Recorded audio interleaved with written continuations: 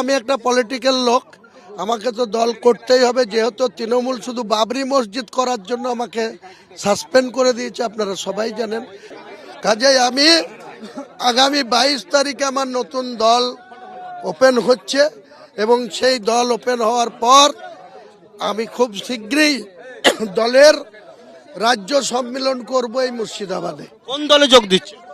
নতুন দল, কোন দলে যোগ দেওয়ার প্রশ্নই নাই। আমার নামে আমি দলের ওয়েস্ট বেঙ্গলের চেয়ারম্যান। সেই ওয়েস্ট বেঙ্গল ব্যাপী যে দল হবে 294টা সিটের মধ্যে 135টা সিটে আমি লড়াই করব।